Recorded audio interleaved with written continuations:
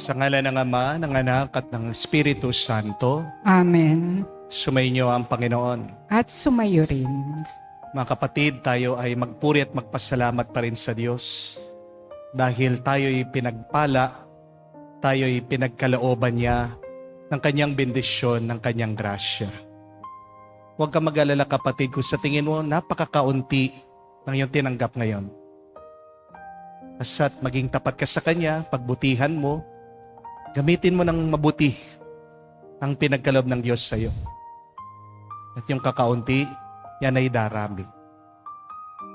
Pag alam ng Diyos na hindi ka makasarili, pag nakikita ng Diyos sa ikaw ay nagpapakumbaba sa Kanya, pag tinatanggap mo ang Diyos sa iyong buhay, mas marami pang blessing ang ibibigay niya sa iyo. Sa mga napakaraming beses na kung saan imbis na tayo nagpasalamat, tayo nagreklamo, imbis na tayo nagpuri, tayo nainggit sa iba, imbis na tayo magpakabuti, pinili natin ang mali. Hilingin natin muli ang awa at pagpapatawad ng Diyos para tayo ay makitang karapat-dapat makatanggap sa mga banal na misteryo.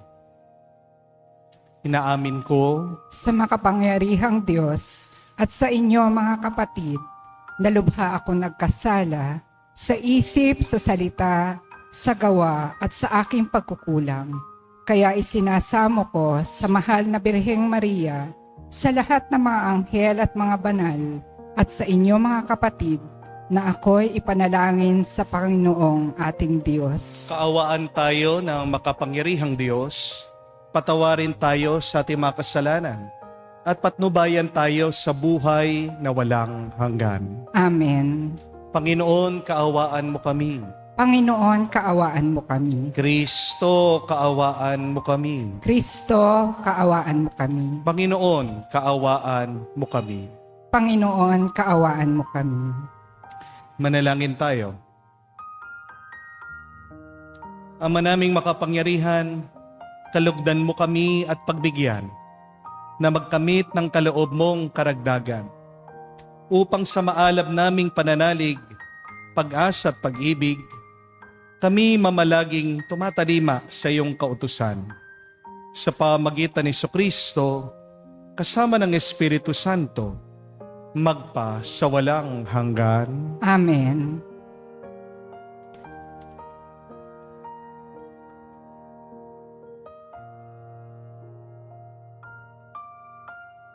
Pagbasa mula sa aklat ng Exodo. Ang mga Israelitay nakarating sa ilang ng Sinai noong 3 buwan nang umalis sila sa Ehipto. Mula sa Refidim, nagpatuloy sila sa ilang ng Sinai at nagkampo sa tapat ng bundok. Sinabi ng Panginoon kay Moises, "Magsasalita ako sa iyo mula sa makapal na ulap nang naririnig ng mga tao upang sila'y maniwala sa iyo habang panahon." At sinabi ni Moises sa Panginoon ang pasya ng mga tao. Sinabi ng Panginoon kay Moises, "Sabihin mo sa mga tao na humanda sa pagsamba sa akin ngayon at bukas.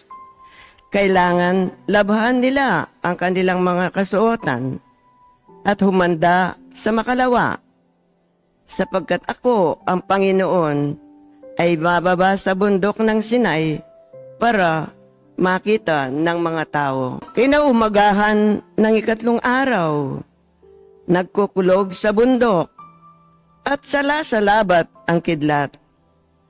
Ang bundok ay nabalot ng makapal na ulap at narinig ang isang malakas na tunog ng tambuli. Lahat ng tao sa buong kampamento ay nanginig sa takot. Pinangunahan ni Moises ang mga tao papunta sa paanan ng bundok upang humarap sa Diyos. Ang bundok ng Sinai ay nababalot ng usok sapagkat bumaba ang Panginoon sa anyo ng apoy. Pumailang lang ang lisak tulad ng usok ng isang pugon at ang mga tao ay pinagharian ng takot. Palakas ng palakas ang tunog ng tambuli. Nagsalita si Moises at sinagot siya ng Diyos sa pamamagitan ng kulog. Ang Panginoon ay bumaba sa tuktok ng bundok ng Sinai at pinaakyat niya roon si Moises. Ang salita ng Diyos. Salamat sa Diyos.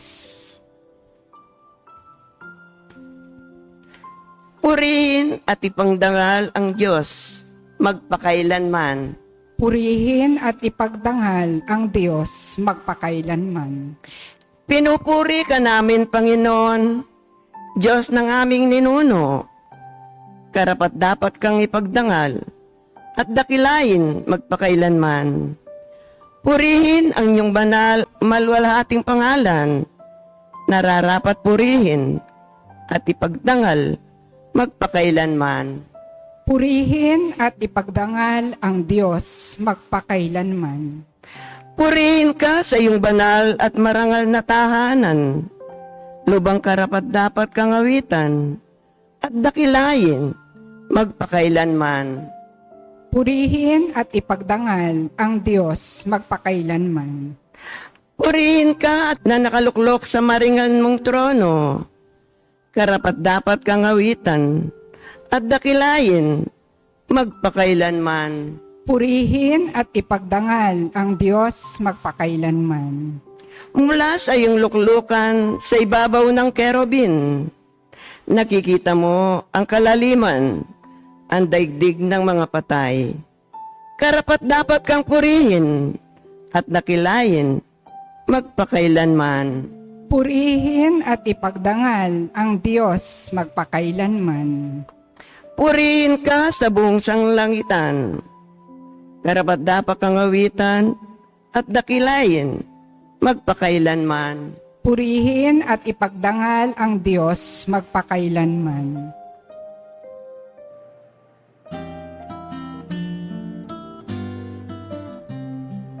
Alleluia, alleluia, alleluia, alleluia, alleluia, alleluia, alleluia,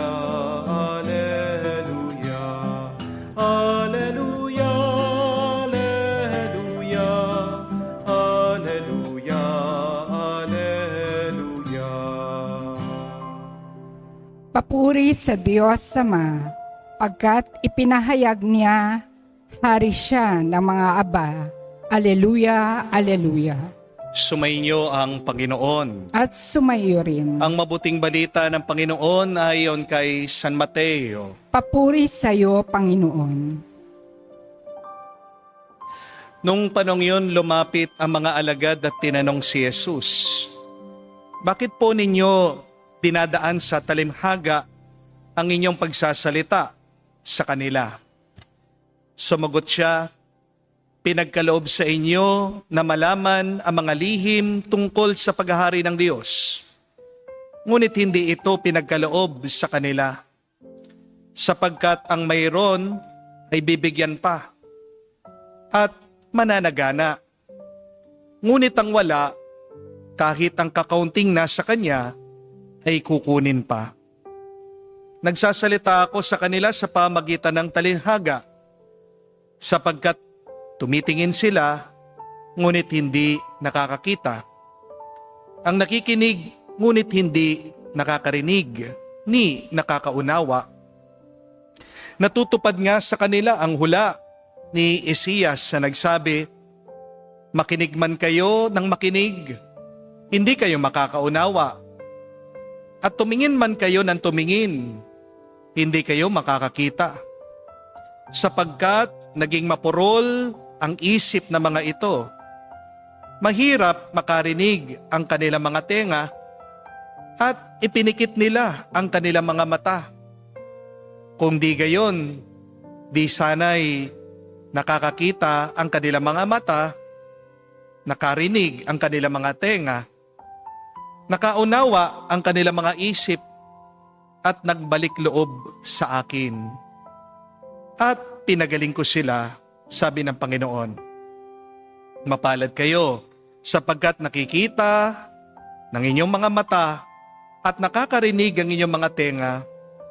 Sinasabi ko sa inyo, maraming mga propeta at matutuwid na tao ang nagnasang makakita sa inyong nakikita, ngunit hindi ito nakita, at makarinig sa inyong naririnig, ngunit hindi ito napakinggan. Mga kapatid, ang mabuting balita ng ating Panginoon. Pinupuri ka namin, Panginoong Heso Kristo. Magandang araw po muli sa inyong lahat, at pinagdarasal pa rin po natin lahat ng mga kababayan natin na nahihirapan dahil po sa bagyo, dahil sa habagat. Please stay well, be well. We are praying for you. Kapit lang po sa Diyos. Tanong po, paano mo alam na tunay kang pinagpala?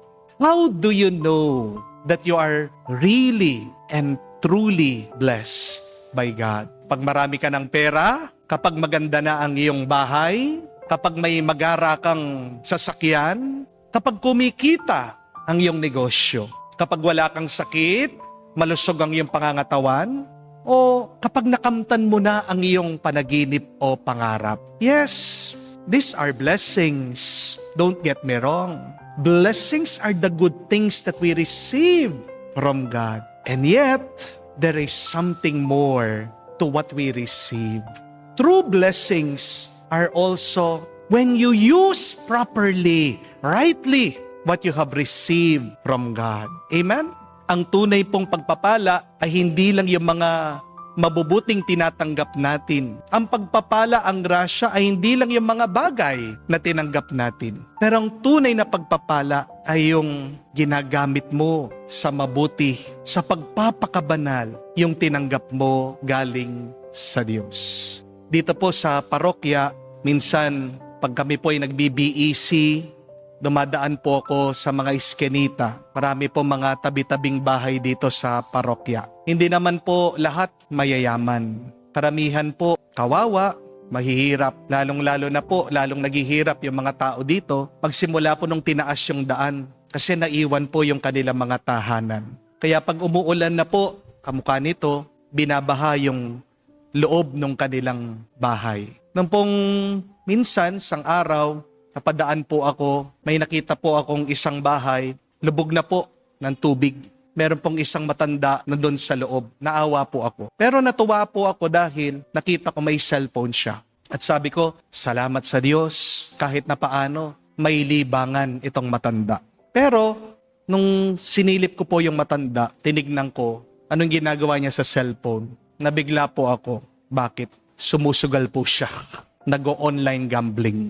Diba? Hirap na siya. Pero lalo pang naghihirap ang buhay niya. Bakit? Hindi niya ginagamit sa mabuti yung pinagkaloob ng Diyos sa kanya. Kaya nga pinaliwanag ng ating Panginoon ito sa ating ebanghelyo.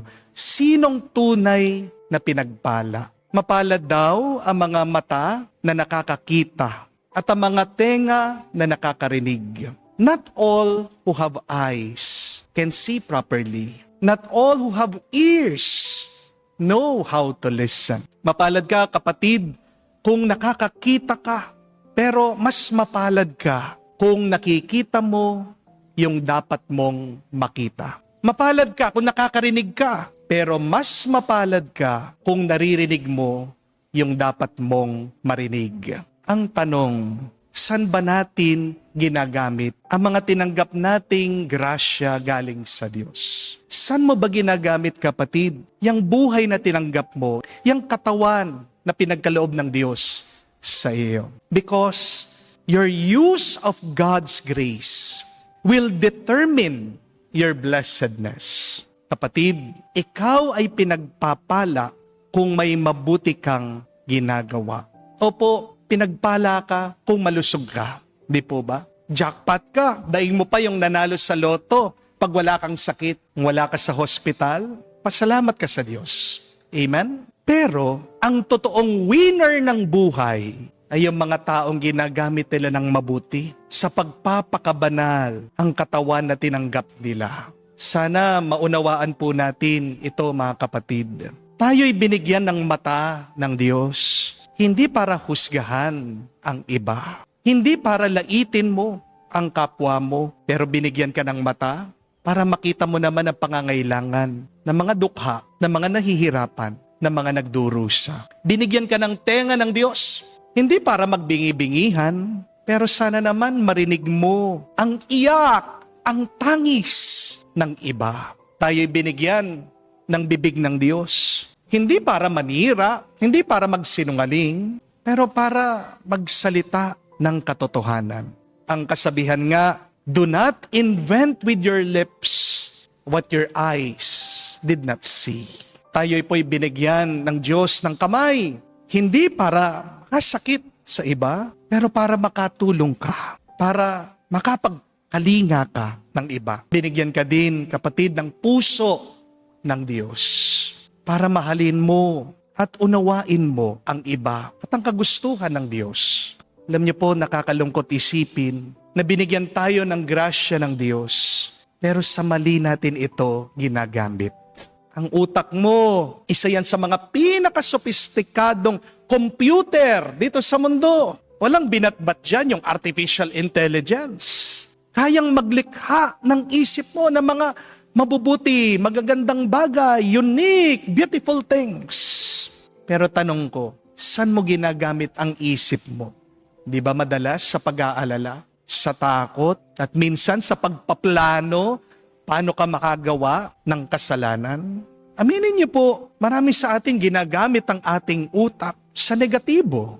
Ang puso mo, baka nakalimutan mo, isa yan sa mga pinakamakapangyarihan na parte ng iyong katawan. Kapag tumigil yan, mamamatay ka. Di po ba? Pero, pinapatay mo din ang iyong sarili. Kapag pinupuno mo ng galit at sakit ng loob, yung puso mo. Nanghihina ka kapag hindi ka marunong magpatawad sa iba. Nalulungkot ka kapag naiinggit ka sa iyong kapwa. Kapatid, hindi nagiging blessing ang iyong mata. Sumpa ang iyong mata kapag nakikita mo, nagmamakaawa na nga ang iyong asawa sa iyo, pero hindi ka pa rin nagbabago. Sinumpa ang iyong mata. Kung imbis na tignan mo ang Diyos, palagi kang pabalik-balik sa iyong bisyo, sa iyong kasalanan. Naririnig pa ba ng iyong tenga ang iyak ng iyong pamilya? Nakikiusap sila sa iyo na magpakatino ka na? Tandaan mo, kapatid, ang tunay na pinagpala ay sila ay yung mga nakatanggap ng mabuti at ginagamit sa mabuti ang kanilang tinanggap. Pero sumpa ang iyong buhay kapag ang iyong tinanggap na mabuti ay ginagamit mo sa iyong pagkamakasarili. You live a cursed life when you use your eyes, but you do not see. You have your ears, but you do not listen. You have your mouth, but do not speak rightly. You have your hands, and yet you do not serve. You have your mind, and yet not think about heavenly things. You have your heart, but do not love. Tandaan niyo po, kapatid, how you live your life is how God will judge you. Bandang huli, tayo po'y huhusgahan ng Diyos kung paano natin ginamit itong buhay na ito na pinagkaloob ng Diyos sa atin. May kakilala po ako, isang babae, sinusumbong niya yung kanyang kapatid sa akin dahil po walang tigil ito sa pagbibisyo. Ginawa na daw po ng kanilang nanay ang lahat para magbago ang kanyang kapatid. Pina-counseling na, pinakiusap na sa pare, nagkumpisal na sa pare, iniyakan na daw po itong kanyang anak, lumuhod na sa kanyang harapan. Ganon pa rin, walang pagbabago. Matigas pa rin po ang ulo, ang puso nitong kanyang anak. Bandang huli, alam niyo po kung ano nangyari? Yung nanay, dahil sa kanyang lungkot, kinamatay niya po itong kanyang anak. Namatay po siya sa sakit ng loob, sa pag-aalala, sa stress. At nung nilibing po itong nanay, doon palang iyak ng iyak yung kanyang anak. Doon po siya nagsosorry, doon siya nagsisisi. Ang tanong, kapatid, hihintayin mo pa ba na makasakit ka ng iba o masaktan ka bago mo ituwid ang iyong pamumuhay? Sayang ang oras, maiksi lang ang buhay. Kapatid, hindi man tayo karapat-dapat makatanggap, pero nakatanggap tayo. Ang tawag diyan ay grasya. We are undeserving, and yet we have received from God. Tayo magpasalamat sa Diyos sa ating tinanggap. Pero kung talagang gusto mong magpasalamat sa iyong tinanggap, itong mabuti at magandang gawin. Umpisan mo, gamitin sa tama at wasto ang iyong tinanggap, ang buhay mo, ang katawan mo. Choose to become a blessing to others by using rightly what you have received in your life. Amen.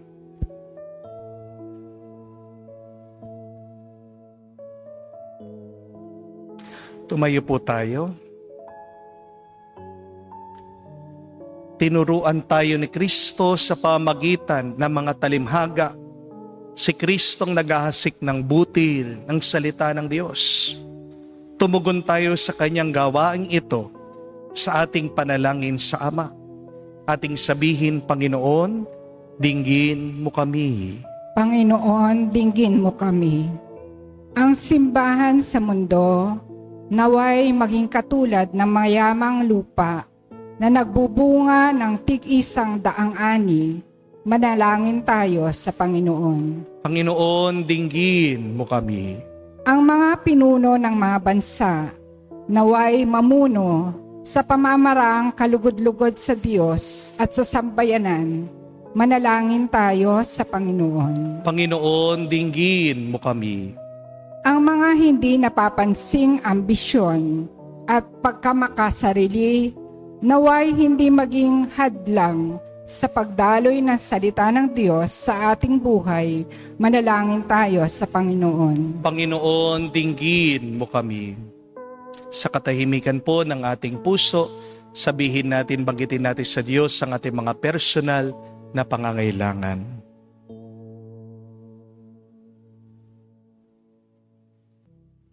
Ama naming nasa langit, tulungan mo kaming makilala ang butil ng iyong salita na naghasik sa aming buhay.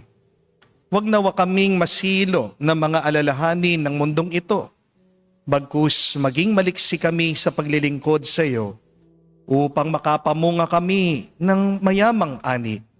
Hinihiling namin ito sa pamagitan ni Kristo, aming Panginoon. Amen.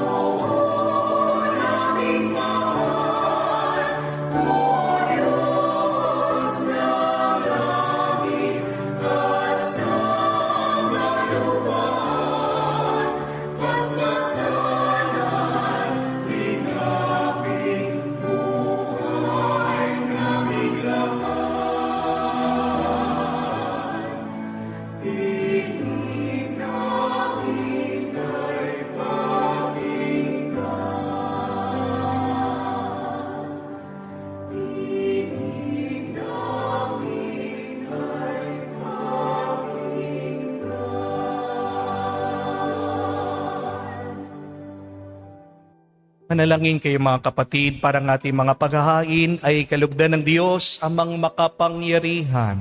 Tanggapin nawa ng Panginoon itong paghahain sa iyong mga kamay, sa kapurihan niya at karangalan, sa ating kapakinabangan, at sa buong sambayanan niyang banal. Ama naming lumikha, lahat ng iyong mga paghahaing pinag-utos ng araw ay iyong pinagtibay sa isang haing hantungan ng tanan. Tanggapin ang ginaganap ngayon ng iyong mga lingkod. Basbasan mo ito sa kabanalang gaya ng iyong kaloob. Sa mga alay ni Abel na lubha mong kinalugot, upang ang mga handog ng bawat isang nagbigay para sambahin ang banal mong ngalan ay magkamit ng karagdagan mong kasiyahan. Sa pamagitan ni Jesucristo kasama ng Espiritu Santo, magpa sa walang hanggan. Amen. Sumainyo ang Panginoon. At sumayo rin. Itaas sa Diyos sa inyong mga puso at diwa. Itinaas na namin sa Panginoon. Pasalamatan natin ang Panginoong ating Diyos. Marapat na siya ay pasalamatan. Ama naming makapangyarihan, tunay nga marapat ikaw ang aming pasalamatan. Pinagbibigyan mo itong aming maihayag, kahit na ito'y walang anumang maidaragdag. Sa kadakilaan sa iyo ay likas, sa pagpupuri namin ang nakikinabang. Ay kami ring iyong pinakikiharapan sa pamagitan ng iyong anak na minamahal. Kaya kaisa na mga anghel na nagsisiawit ng papuri sa iyo, nang walang humpay sa kalangitan, kami nagbubunyi sa iyong kadakilaan.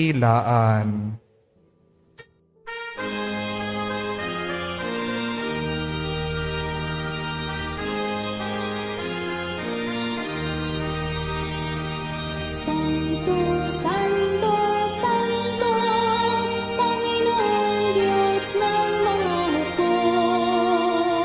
Napupuno ang langit at lupa ng kadakilaan mo. Hosana sa kaitasan, pinagpalang na paririto sa ngalan ng Panginoon. Hosana sa kaitasan, Hosana sa kaitasan. Ama naming banal, ikaw ang bukal ng tanang kabanalan. Kaya't sa pamagitan ng iyong Espiritu, gawin mong banal ang mga kaloob na ito, upang para sa amin, maging katawan at dugo ng aming Panginoong Heso Kristo. Bago niya pinagtiis ang kusang loob na maging handog, hinawakan niyang tinapay, pinasalamatan kanya, pinaghati-hati niya iyon, inabot sa kanya malagad at sinabi, tanggapin ninyong lahat ito at kanin.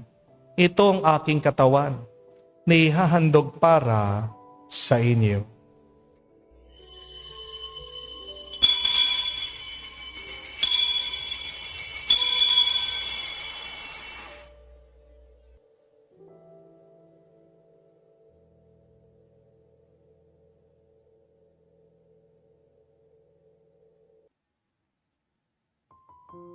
Gayon din naman na matapos ang hapunan, hinawakan niyang kalis, muli kanyang pinasalamatan. Inabot niya ang kalis sa kanyang mga alagad at sinabi, tanggapin ninyong lahat ito at inumin. Ito ang kalis ng aking dugo, ng bago at walang hanggang tipan. Ang aking dugo na ibubuhos para sa inyo at para sa lahat. Sa pagpapatawad ng mga kasalanan, gawin ninyo ito sa pag-alaala sa akin.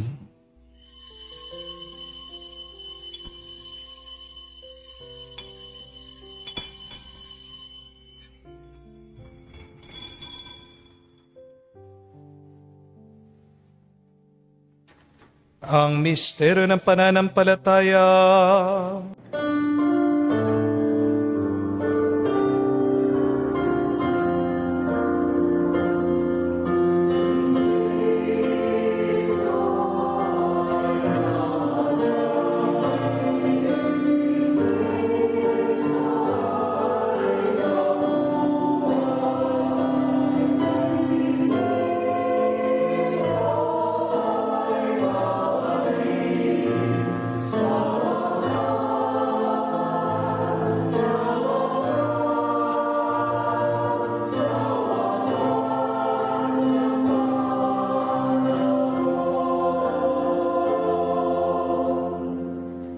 Ama, ginagawa namin ngayon ang pag-alaala sa pagkamatay, muling pagkabuhay ng iyong anak.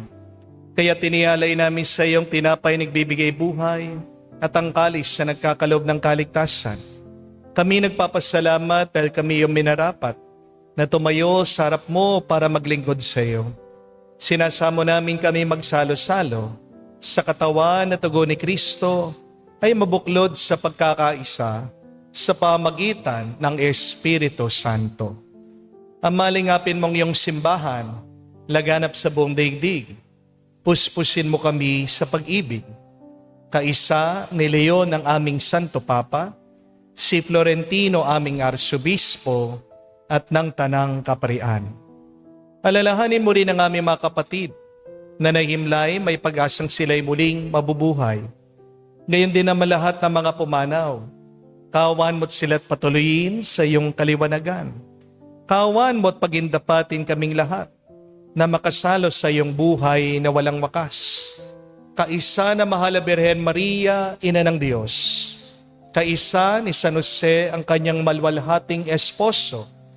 Kaisa na mga apostol, lahat ng mga banal na namuhay dito sa daigdig na kalugod-lugod sa iyo. May pagdiwang naman namin ang pagpupuri sa ikararangal mo sa pamagitan ng iyong anak, aming Panginoong Hesu Kristo. Sa pamamagitan ni Kristo, kasama niya at sa Kanya, ang lahat ng parangal at papuri ay sa iyo, Diyos Ama, makapangyarihan, kasama na Espiritu Santo, magpasawalang hanggan. Amen, amen, amen. Sa nakagaling na utos sa turo ni Jesus sa Panginoon natin at Diyos, ipahayag natin ang lakas, loob.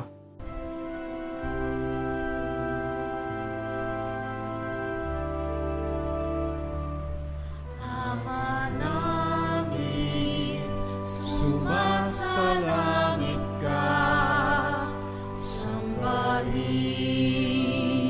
ang ngalan mo, mapasa amin ang kaharian mo, sundin ang loob mo dito sa lupa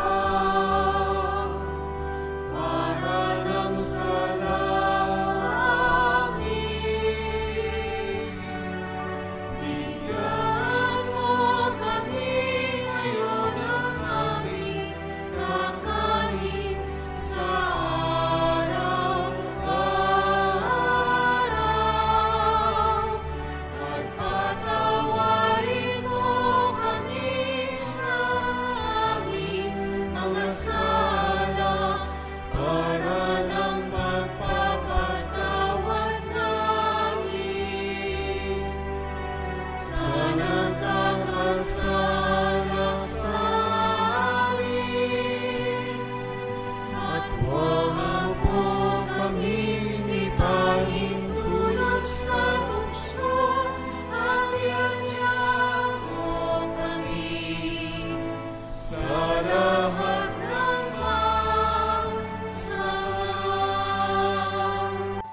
Hinihiling namin kami adya sa lahat ng masama, pagkalooban ng kapayapaan araw-araw, iligtas sa kasalanan, ilayo sa lahat ng kapamakan, samantalang aming pinanabikan ang dakilang araw ng pagpapahayag ng tagapagligtas naming si Hesu Kristo. Sapagkat iyo ang kaharian at ang kapangyarihan at ang kapurihan magpakailanman. Amen. Panginoong Hesu Kristo, sinabi mo sa mga apostol, kapayapaan ang iniiwan ko sa inyo. Ang aking kapayapaan binibigay ko sa inyo. Tungayan mo ang aming pananampalataya at huwag ang aming pagkakasala. Pagkalooban mo kami ng kapayapaan at pagkakaisa ayon sa iyong kalooban, kasama ng Espiritu Santo, magpa sa walang hanggan. Amen. Kapayapaan ng Panginoon ay laging sumainyo. At sumayo rin. Magbigayan po kayo ng kapayapaan sa bawat isa. Peace sa inyo po, kapayapaan po sa inyong lahat.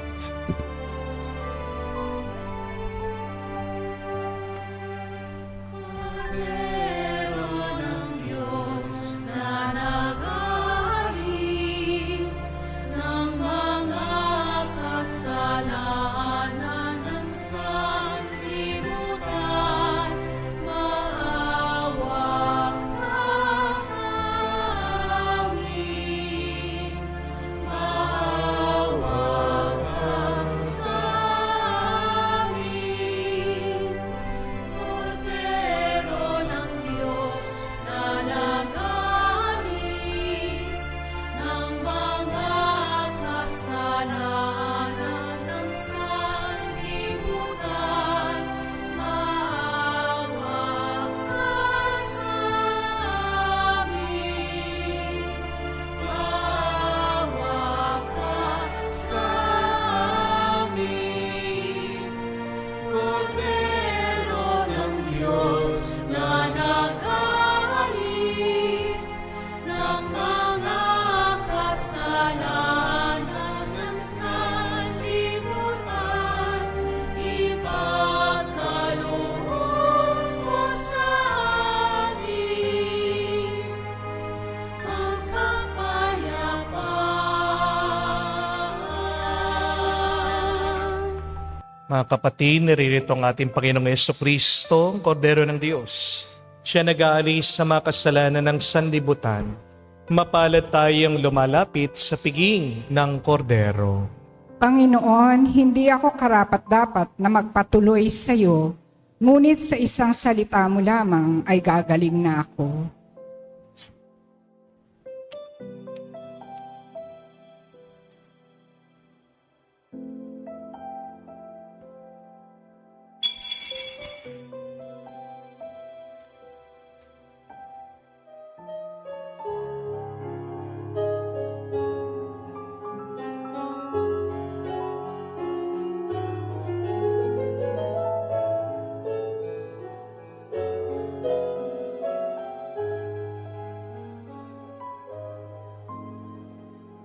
Stay with me, Lord, that I may never forget you.